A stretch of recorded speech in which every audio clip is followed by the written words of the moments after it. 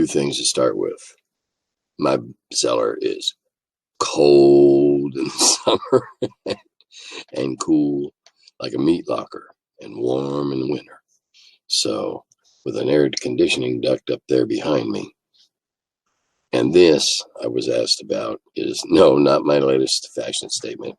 Makes my hands feel better from the after effects of the platinum. So thank you to my sponsors. Golly, gotta think about these guys.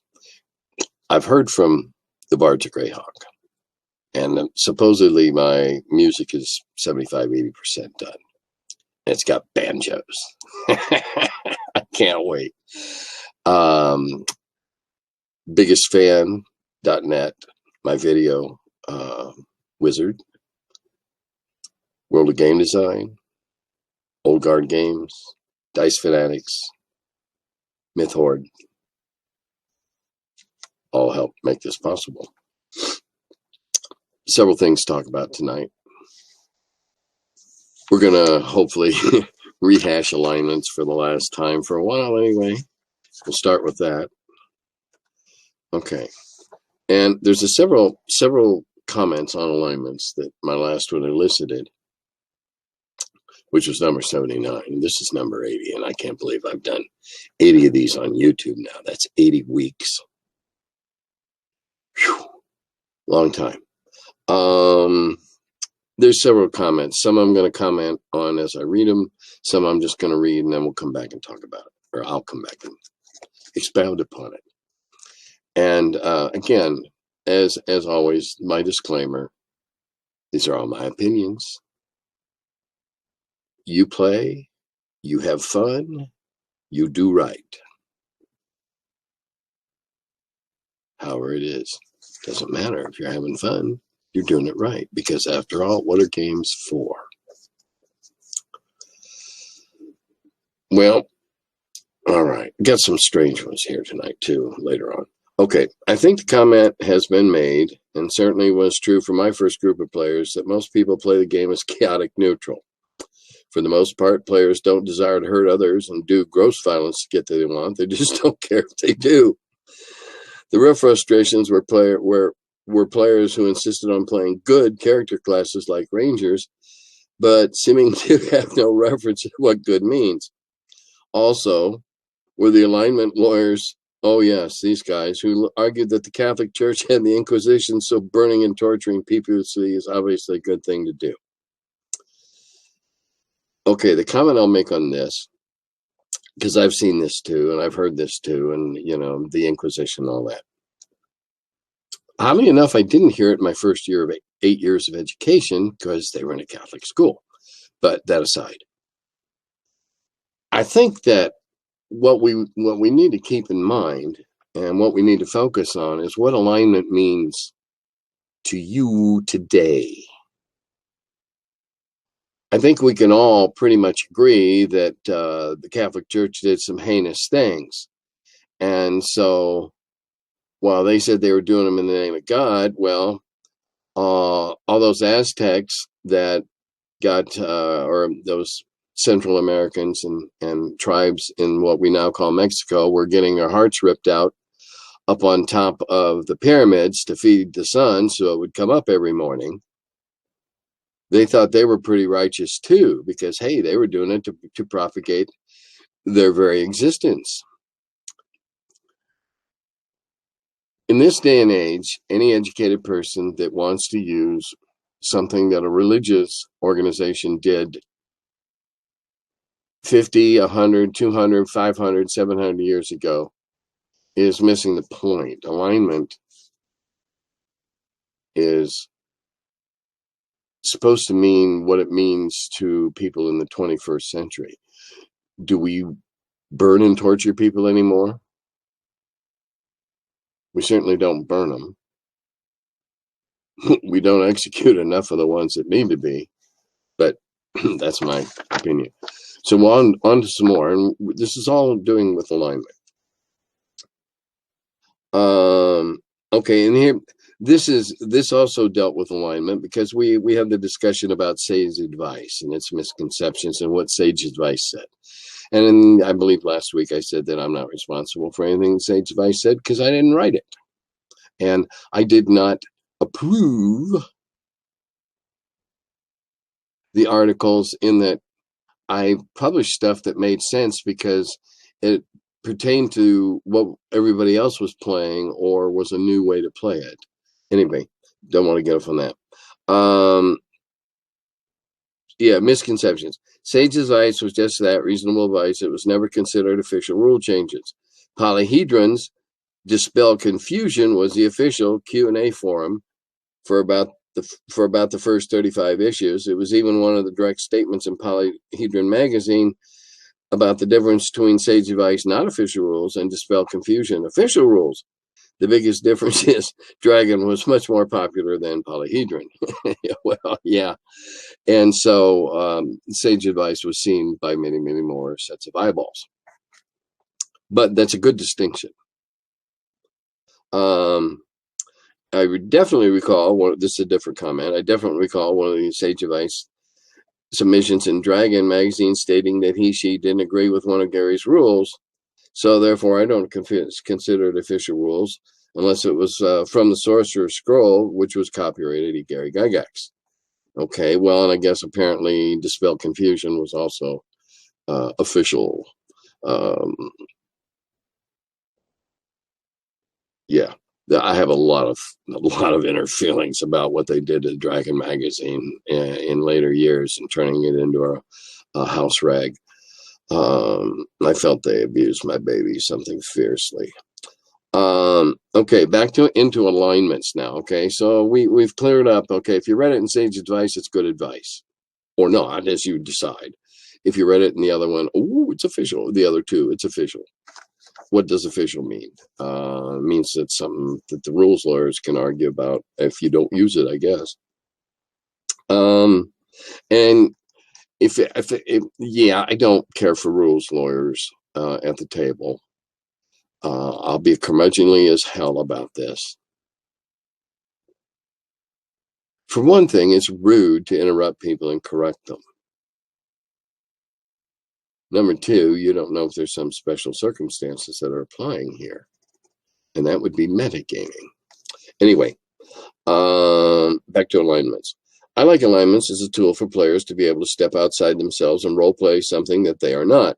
Over time, characters tend to evolve and change their alignment but alignment can act as a reminder to what the original character concept was.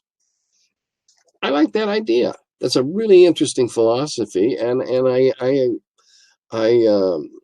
absolutely, I think that's a good way to look at it.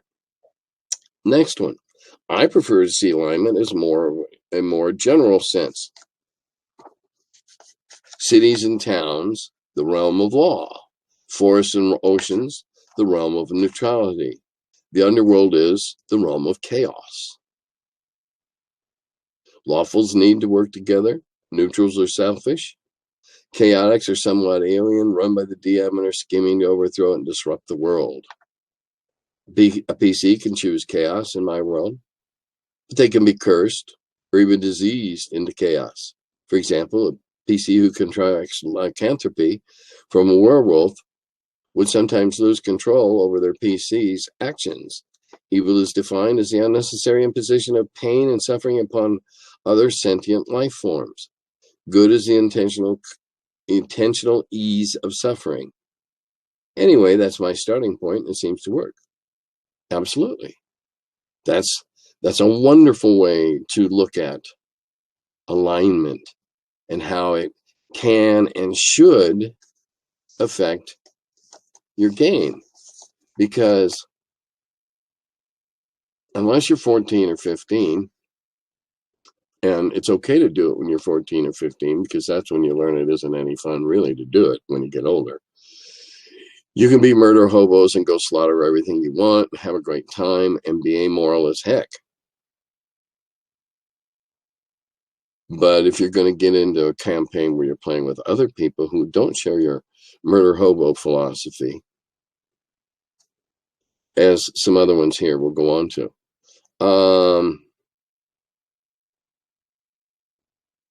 Let's see. There's another good one in here. Oh, there's one guy in here who got really pissed off at me, apparently. Let's see, where else? There was another good statement in here. All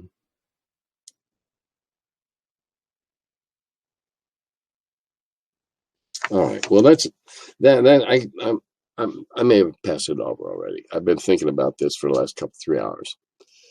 Alignment is how you want to inflict it, how you want to arrange it, how you want to organize it. It's definitely a DM handy tool to remind people every once in a while about, oh, now wait a minute, this character that you're playing professes to be lawful good. Do you really think that kicking that beggar to make him tell you who came by here last is really a nice, lawfully good thing to do?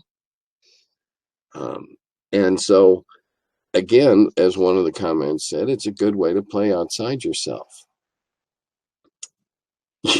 You want to find out what it's like to be OCD? Go play a paladin. If you want to find out, whether or not it's be an elf and be chaotic. You can be chaotic good or chaotic neutral, but be an elf and just live by your whims and explore with it. That's what role playing is supposed to be. We're supposed to be exploring different aspects of our own personality, as well as pretending to be others. Pardon me. Long before Dungeons and Dragons, there was role playing. Yes, there was. It was done in the offices of psychologists and psychiatrists. It was a way for people to bring out things, to practice things. We came at it from a whole different ballgame. But we didn't invent the concept of being someone else. That concept was there the first time somebody listened to a story and put themselves into it as one of the characters, or invented a character to be in it and to observe all this. So that's nothing new. But I really think that by using past, what we now consider past transgressions, hopefully our collective consciousness has matured over all the indignities and atrocities we've inflicted upon ourselves to realize that there is a standard of good and there's a standard of bad. Now, role-playing uses evil, but bad is evil intrinsically by its very nature. So Gary had a heck of a reminder when you were screwing up. He called it the blue bolt. And I've talked about it before, talked about it on Dragon's Foot. Oh, by the way, I'll interrupt here for a second. A very dear friend of mine is he's well over halfway indexing the entire 134 pages on Dragon's Foot. So eventually there'll be an index available. And you want to see what I said about whatever toads or whatever? If I mention toads, there'll be something in that index. Anyway, back to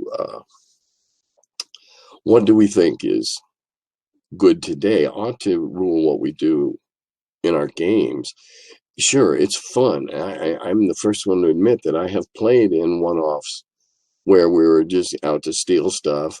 I wrote a one-off for Ironwind Miniatures where everybody was orcs and goblins and they got to shoot up human caravans and go fight orcs, or dwarves rather, and a couple of other things that were, just as nasty as they were. And it's fun to get your evil on once in a while. It's fun to play an evil character once in a while, but you can't be an evil character and everybody in the group have fun if the rest of them aren't evil. There's been a lot of atrocities done in the name of religion. We could certainly look at the Crusaders.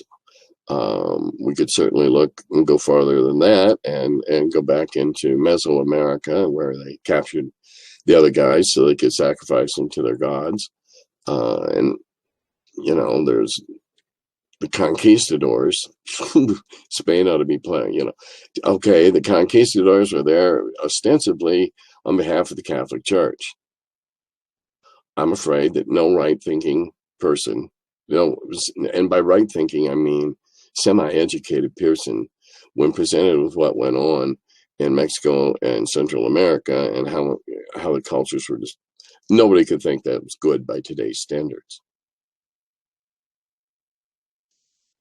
So alignment serves a purpose. Gary had the blue bolt. When you got out of line or did something a little atrocious or whatever, he would zap you with a blue bolt. And it was completely arbitrary. And that's why we all DM'd back then. All right, guys, got your attention now? And, you know, some D6. So usually it was, you just got hit by a blue bolt for 3. We didn't want them to get 6, but we didn't want to get them off with a 1 because then they'd laugh and try it again. So anyway, that was part of the DMing style. And that goes to some of what I'm going to talk about now. Somebody got really, really angry. And this is really hard. This is really hard to read because some of it's in caps and some of it isn't. And the guy got really at me. It's about wishes. When I talked about how we used to crock wishes, well, it was a game.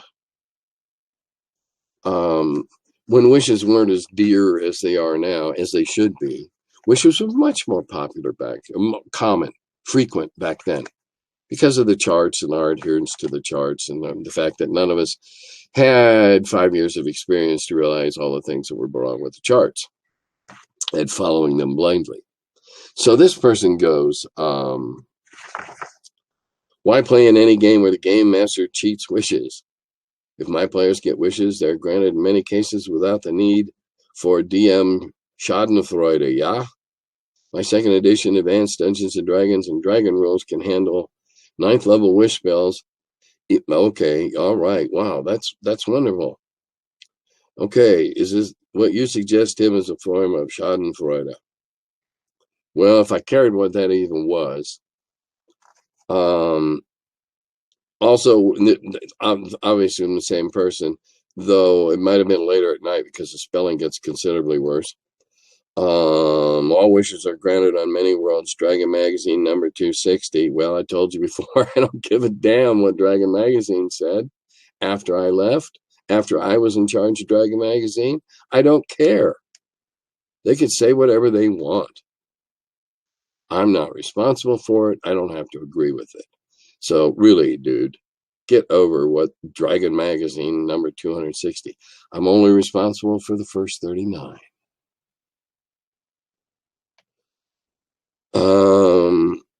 Okay, what else? Oh, yeah, and he's a dungeon master too. Okay, Hoax, well, now he's misspelling my name, I think. Enjoy the sounds of silence. Unscriber, bye, Tim, by time, bye. I guess I lost a subscriber over that. Maybe I didn't explain it carefully. Back in those days, it was a game. Because the charts put all sorts of rings and stuff out there. And when you followed the charts, now I'm talking about the 1st edition charts, or the Greyhawk charts, the treasure charts. We followed the charts. Made it for a treasure-rich, monster-happy. So that's why we crocked them whenever we could. The dice said there had to be a wish ring there. Didn't say how the wishes had to turn out. And they knew that too. And that's why I went through elaborate lengths of typing out two-page wish requests with more semicolons than you could possibly imagine. But anyway, this person got really... Okay, next question. Have you had the chance to see the completed Secrets of Blackmore documentary? No. My question is that the one that the guys in Denver made? I was flown out to Denver a couple of years ago to be interviewed for a movie that I knew was being told from Dave's point of view. I have no idea if that is this same movie and whether anything I said ended up on the cutting room floor. I have no idea. So I can't answer the rest. I don't know if it's accurate. Maybe I'll get a chance to see it. It's not played in a local theater. We never used Flash of Flaming Oil that much in my game, although I did recall EGG introducing whiskey in one of his short stories set in Greyhawk City. Well, actually, I'm surprised nobody's caught on to that, because any distilled spirit like that is going to have a relatively easy to achieve flashpoint. So I could see a low-level wizard with his magic missile that always hits, lobbing a fifth of uisge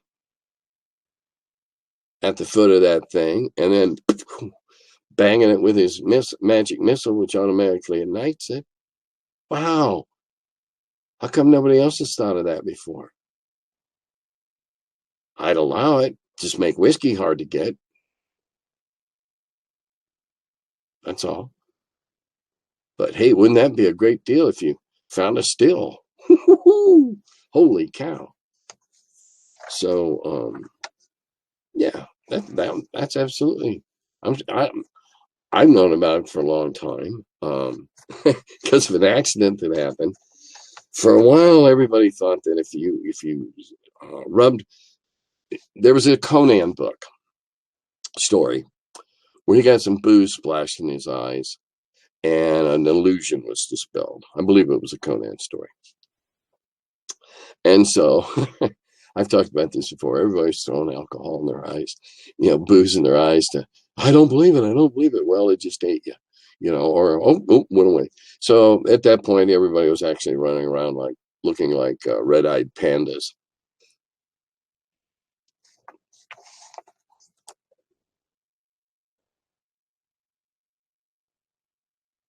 We had a mistake, a fire, and several people got burned badly.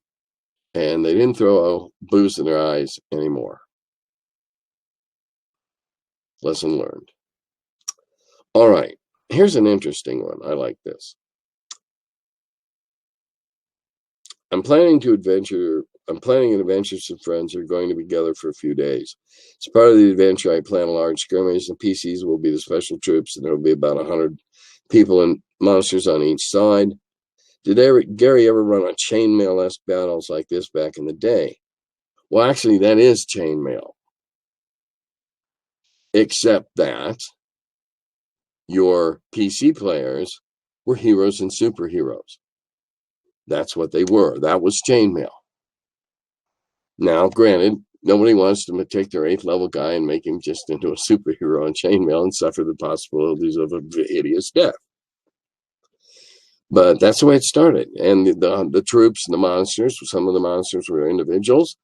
It's been my good fortune to play in a lot of the original old D&D scenario out games, and both at GaryCon and when I was at TSR, we recreated a couple of them.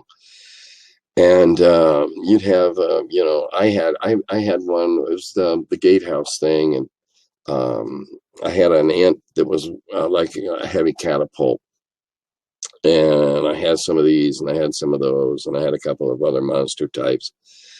Now, when you get to 100 aside, that gets a little bulky. Depends on how you form them. If you have each of your PCs controlling a group of humanoids, men, dwarves, elves, orcs, whatever, that reduces the problem considerably, because you just treat all them as level ones and your hero is what he is. Or if they're a tough bunch, level twos, okay? Because that's what you're going to be fighting more often than not. These are troops. These aren't heroes. You might have a special unit of 8 or 12 that might be level 3s. Those would be your Myrmidons, whatever. That's a way to do it. And play it out with D&D.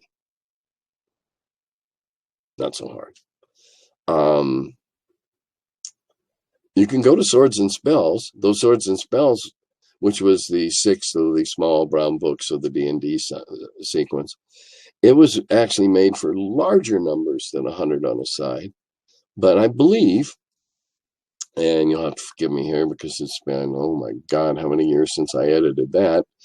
77, oh geez, 42 years, 40 years at least.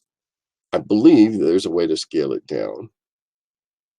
Another one you could try, these, and you'll notice I'm naming TSR games because those are the ones I became most familiar with. There used to be a great, there was a great miniature set that came out briefly that was really, really wonderful.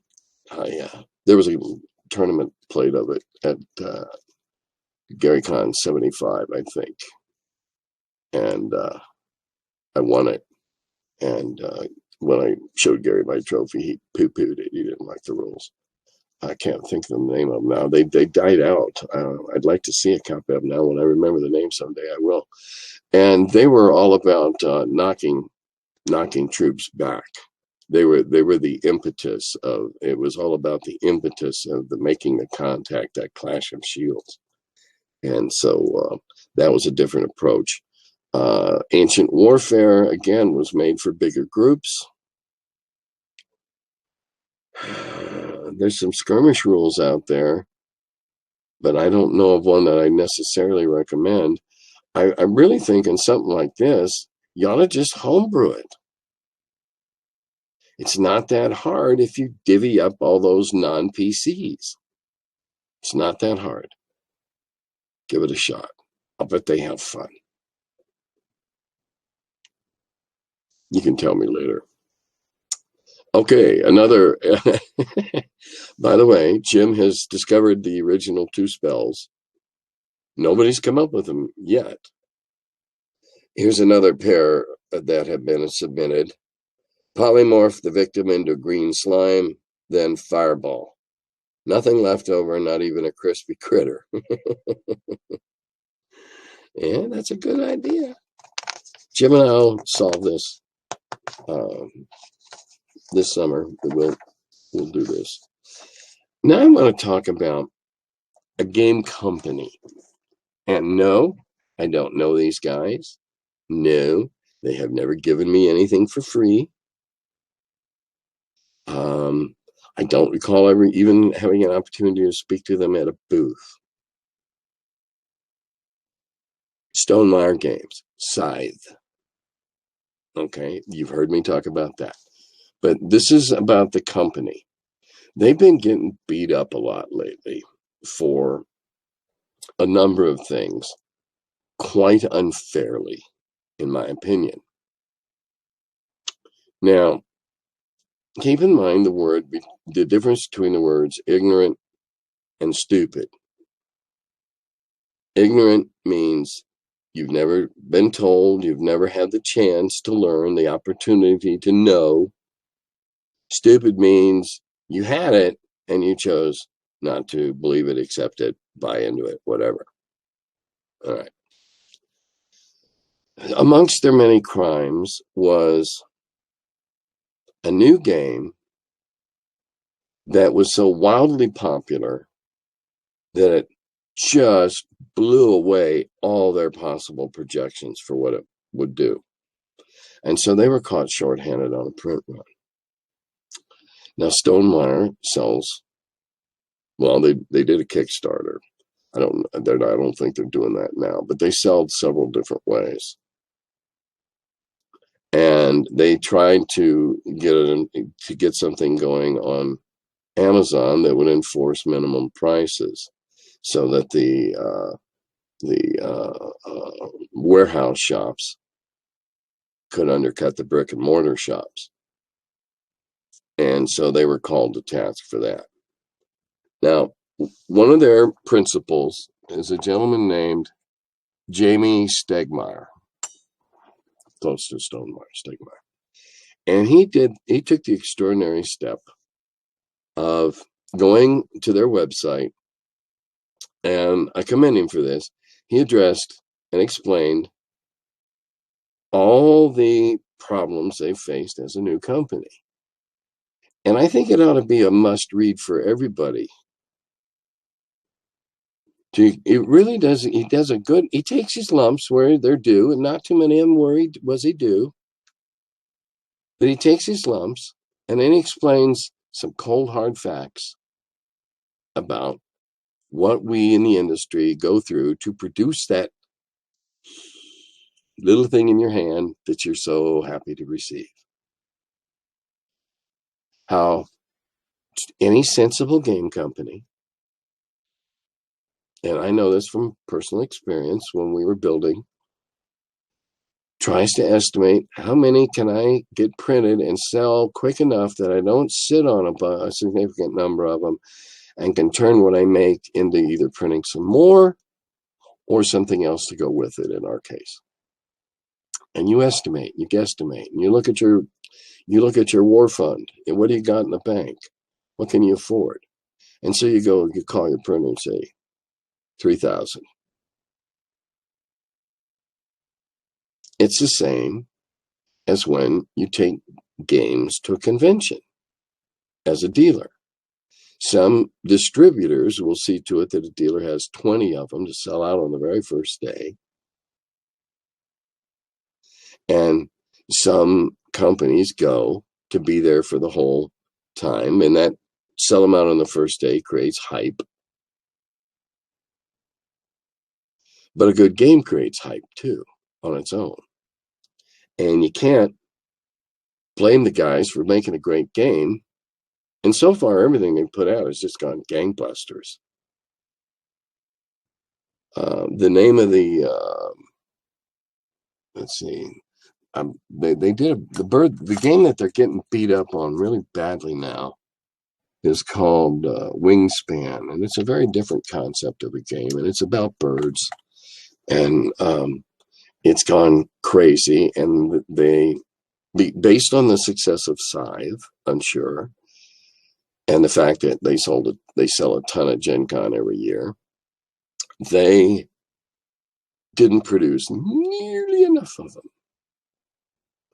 And they have a business program where they try to make sure that everybody has access to them at the same time, that nobody's left waiting. They want the brick and mortar stores to get them. They want the distributors to get them out to the brick and mortar stores. And of course, they want the individuals to get them. Now, they don't sell direct anymore. They have an agent that does that, but the concept remains the same. So you print as many as you can. It goes crazy. Oh my God, I got to do another print run. Well, your printer's probably got other stuff going. So now he's got to squeeze some more in for you. And that takes time. And in the meantime, my God, that's not going to be enough. Now, Jamie did a very good job of explaining that. So I'm not going to go into great detail about it. They got taken to task for raising the game price of Scythe by $10. Well, I tell you, they're working on a lot smaller margins today than we did. We worked on much greater margins. If something cost us $2.10 to make, we retailed it at $14.95 or $15 because we had to give at least 40% to the distributors, and in some cases as much as 46 and 48% with depending upon their volume and how quickly they paid the bills and that. So we were only going to see roughly half. So we multiplied by 7. And then roughly half of that 15 came back to us. And we made $4 or $5 on the product. But out of that, we paid our wages, we paid our rent. This wasn't profit. This was about made the company go. We paid for the electricity, for the sewer, the rent on the building, before we owned the building. So it's not like game designers are sitting there and making huge amounts of money and they're walking around with cargo shorts full of currency. He does a very good job of explaining how it's done and what they're doing next. And I really think that it should be required reading. So much so that I'm going to show you the link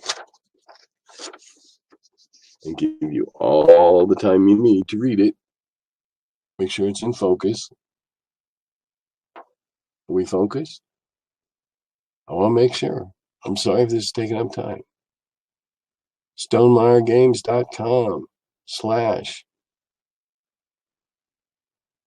You get to there and you'll find this.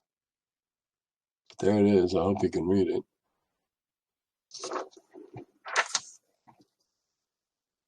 It's a really interesting insight into how a small company does business today. And let's face it, a lot of the companies that are putting out some of these stellar games are small companies that believe in what they're doing. They have a dream, a vision, whatever. These companies have to be mind readers, futurists. If they had a time machine, they could see how many they needed to print, have just enough for everybody, and nothing left in the warehouse.